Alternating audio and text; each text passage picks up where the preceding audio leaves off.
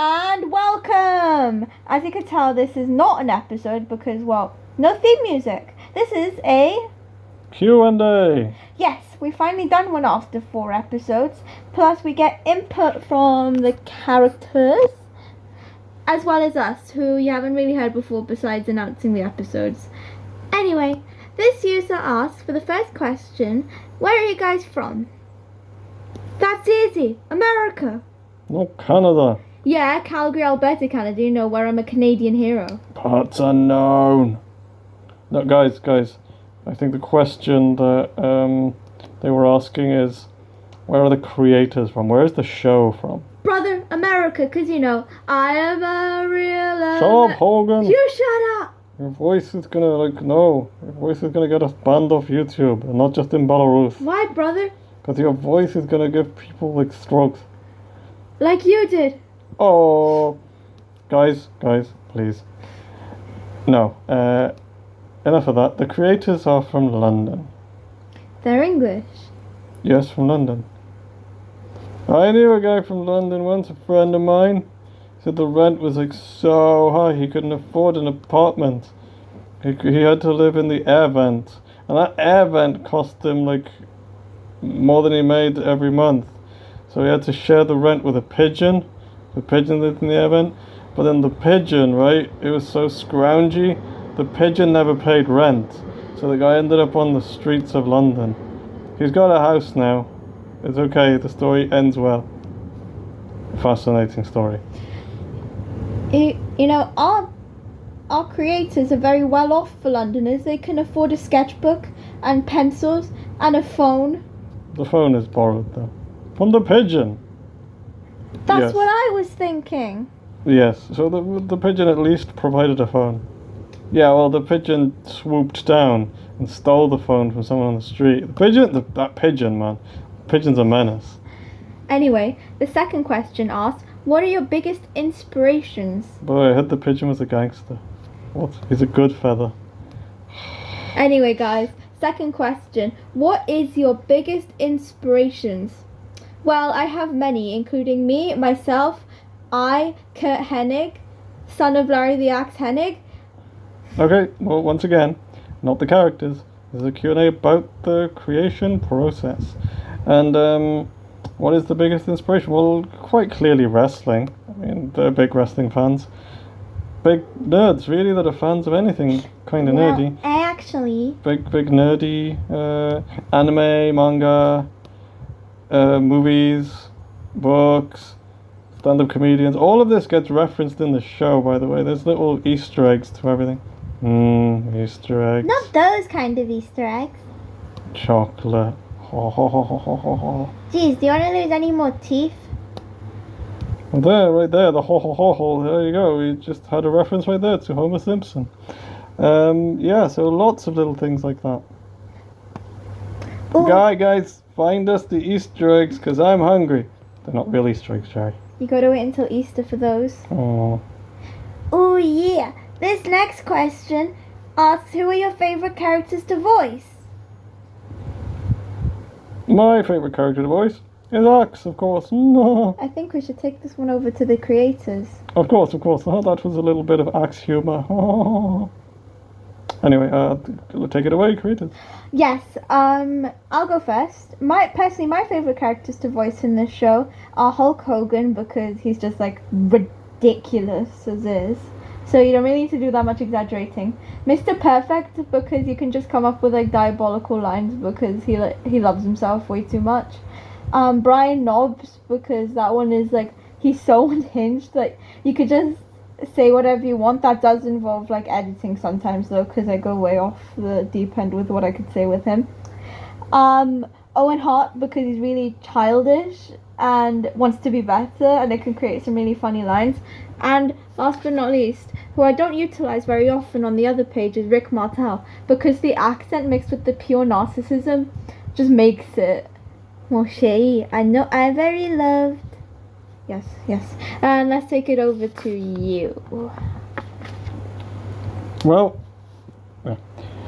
My favourite characters to voice, obviously Jerry, because he's just ridiculously stupid and it's really fun to just come up with the stupidest thing that pops into my head. Which, again, sometimes requires editing. But still, it's fun. I also really like voicing Sherry, because she's, like, I don't know, she's unique. And Brett, because Bret Hart in real life is a character, so it's cool to channel that.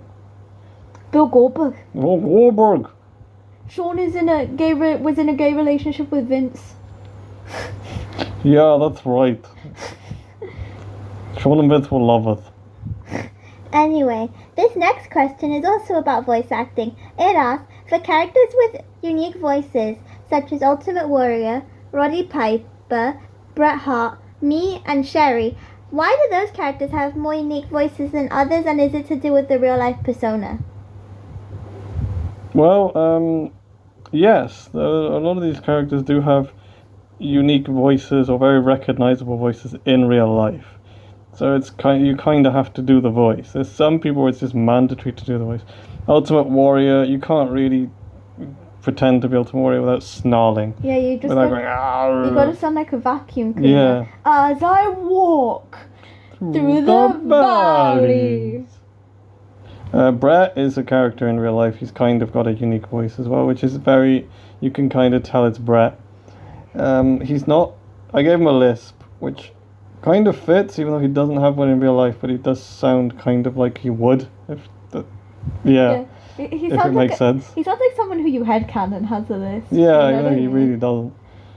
So that, other Sherry is in, like, her character in wrestling was very screechy and loud. I think she accentuated it for effect, especially when she sang. Oh, Sean! Yeah, like that. So, yeah, I kind of just made her screechy. And also her laugh and a lot of her speech pattern, I also exaggerated further with, like, references to a movie, Coneheads. So her laugh is my take on Coneheads. Underrated movie, based on a Saturday Night Live skit. Also very funny. And for the one that I voiced, Brian Knobs, that actually came from what was supposed to be a real imitation of Brian Knobs in real life.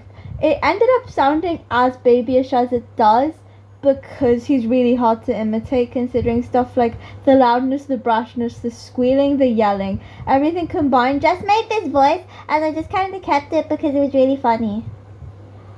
And finally, Roddy Piper is, again, he just kind of sounds like that in real life. He's really excitable. Roddy Piper, kind of like that. So you just kind of have to. Brother, this next question asks, were there any inspirations for the art style of the show? Well, weirdly enough, the art style is kind of Bean Mouth without actually being Bean Mouth. A couple of characters. Such as Liz There you can see the Bean Mouth. or Owen have very bean mouth. But I tried to, like, not do it with the corners and make them more unique. But yeah, it kind of has that. In particular, we used, like, a previous drawing where we were kind of getting it together, and it was basically just a copy of, like, the show Primos, a very underrated, overhated, that rhymes, show, which we like, so screw the haters. But yeah, we just basically redrew Primos characters as wrestlers, and then it went from there. Then it evolved into kind of more unique stuff like this. The little influences you can still see are still there. This next question asks, how old are you guys? Well, we're all 10, apart from Owen, who's the baby, he's 9. Again, this is the creators, not the characters. Well, I'm 36. I'm a baby, I'm 12. So there you go, yeah. It's a joint collab between generations. It's an intergenerational project. You know, that this is my father. Yes. Wait. Intergenerational project. I'm voiced by a 12-year-old girl. Yes. Brother, you're voiced by a 12-year-old... Oh. Ha ha! I'm voiced by a 36-year-old man, guys. It kind of fits, though. Alright, fine, I'll allow it. Gives me a unique voice, doesn't it? And finally, this last question asks, about, do you have any scrapped concepts, or do the characters act differently in original drafts of the show? Scrap concepts, yes. This was we started out drawing, just doodling little, crappy drawings that took us like seconds to draw, and then just playing with them, like making characters out of them and stuff, and then it evolved. So our first drawings were not even based on wrestlers. We just doodled some musicians. Like our first drawing had like Fred Durst as an egg with claw hands and a cap. Jonathan Davis looked like a falling palm tree. Yeah, so there's stuff like that. Then we had different iterations. So from that, we evolved into we drew our original characters, which was an all girls school. That was pretty fun. Then we did different wrestling organizations, ECW a couple of times.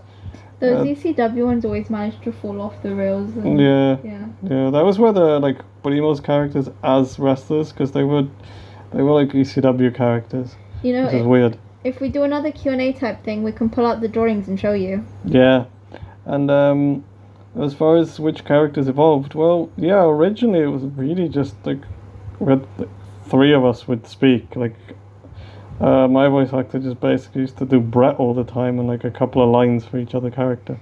Yeah. But then after a few attempts, Jerry started to stop being like the silent guy that just goes and actually develop a character. Yeah. So he became dumb because we found it really funny. Originally, he was actually meant to take on Axe's personality, and Axe was supposed to act more like Jerry, with Demolition being meatheads almost. Who, because that we drew them with their tongue sticking out, we used to be like, nah, nah, nah, nah, nah. Like acting like they were really stupid, and then we thought it would be funnier to make them the intelligent lot to bounce off the Nasty Boy's stupidity. Yeah. And originally I had Brian talking for two, because Jerry used to never speak. As well, to be honest, in the beginning, a lot of the characters here weren't even mains. Like, we had like a couple of rotating ones that would eat up all the lines, basically. Brutus is another one. He originally just used to be a lackey. He's used to kind of Brother. be like a butt kisser for Hogan. It's like real life, brother. Yes, but just like in real life, he evolved into something else, like a Pokemon. So now he's got his own character.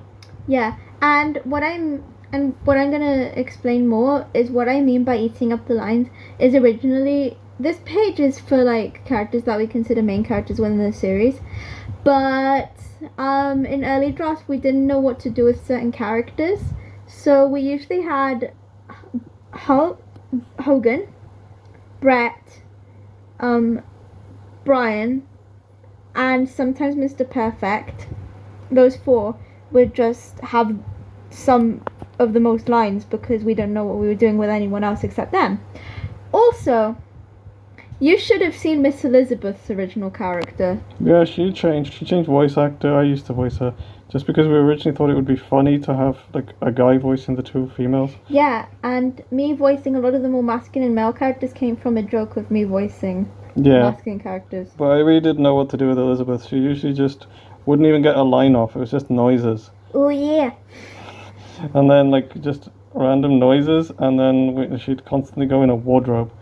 Based on a true story, according to people like Jake the Snake and Honky Tonk Man. Yeah. Well, I mean, Honky isn't like a good source because it's Yeah, Honky, based but on like backstage stories. But now she's totally different because different voice actress, different like personality. She's evolved from our original unrecorded attempts. Yeah, and that is all you need to know about the development and basically everything about Camp Golden Era and its creators. We'll see you soon for episode 5. Bye bye! Bye bye!